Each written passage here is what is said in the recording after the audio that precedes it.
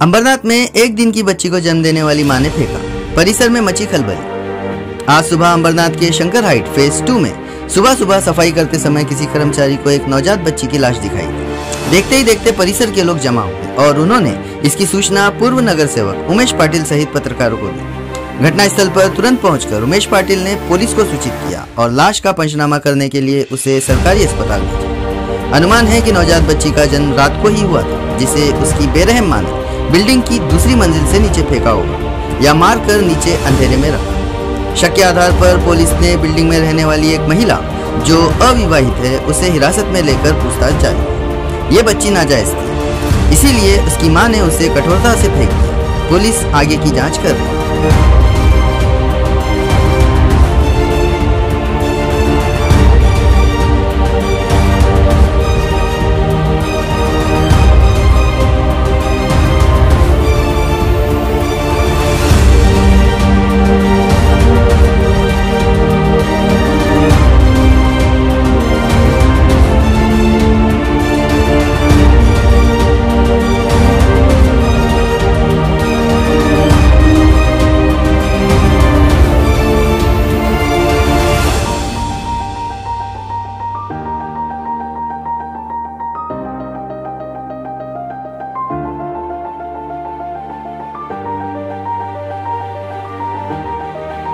ही आज या शंकर हाइट परिसरमध्ये शंकर हाइट फेज 2 या परिसरामध्ये एक दुःखद घटना झालेली आहे। एक अबर्ग बाळ जो जन्मला रात्री असेल, मला नक्की डाऊट नाही, पण ही सकाळी घटना इथं सोसायटीच्या परिसरातील लोकांना कळली। तसं त्यांनी मला सूचित केलं आणि मी तुरंत पोलिसांना इन्फॉर्म केलं आणि इथं आल्यानंतर एक लहान बाळ जो पूर्ण म्हणजे रात्रीच जन्मलेला असेल असं वाटतंय आणि त्याचं वरतून तिला फेकण्यात आली आहे की हाणून ठेवली आहे, पण ती मृत्युमुखी पावलेली आहे।